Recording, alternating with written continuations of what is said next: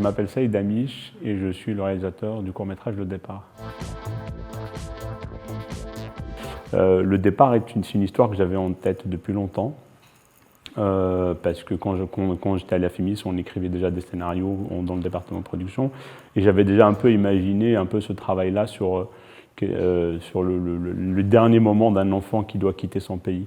Cet arrachement, le début d'un exil.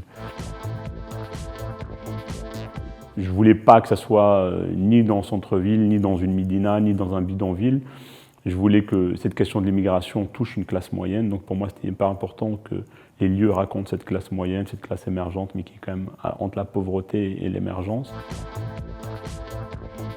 Je ne voulais pas trouver un personnage dans une ville, un autre dans une autre ville. Je voulais vraiment que la bande de copains soit de la même ville, qui connaissent les lieux, qui se connaissent entre eux. Donc c'était à la fois de trouver le personnage principal, mais aussi de trouver sa bande de copains.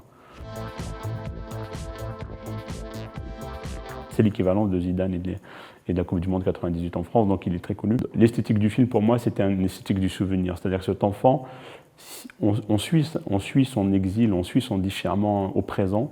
Mais pour moi, l'esthétique du film, c'est déjà quelqu'un qui se remet au meilleur. C'est déjà un exil en fait, il y a déjà la douleur de l'exil à l'intérieur du présent du film, où l'enfant est inconscient de ce qui est en train de se tramer.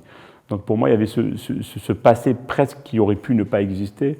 Et du coup, dans cette esthétique du souvenir, pour moi, c'était important d'inclure un peu, comme on dit, l'histoire avec un grand H, que cette semaine a bien existé. Et pour qu'elle ait bien existé, il fallait un événement, pour moi, en écriture, il fallait un événement majeur, incontournable et incontestable.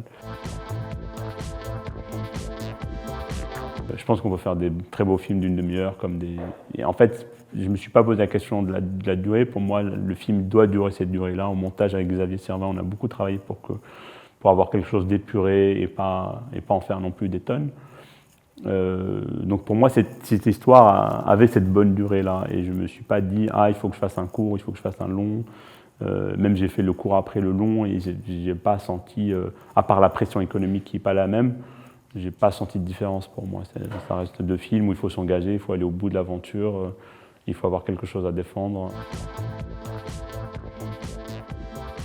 Actuellement, je produis, donc je suis aussi producteur, donc je développe plusieurs films. Là, on est en train de terminer on a terminé le film de Steve Achepo, Le Marchand de Sable, qui va sortir, avec qui j'ai fait deux courts-métrages et dont le long-métrage, Le Marchand de Sable, va sortir cette année. Et on développe les prochains films de Camille Lugan, de Walid Matar, de Quentin Dorévan et plusieurs courts. Et moi, j'ai créé un projet aussi en tant que réalisateur qui se passe dans le milieu du rail dans les années 90 à Marseille.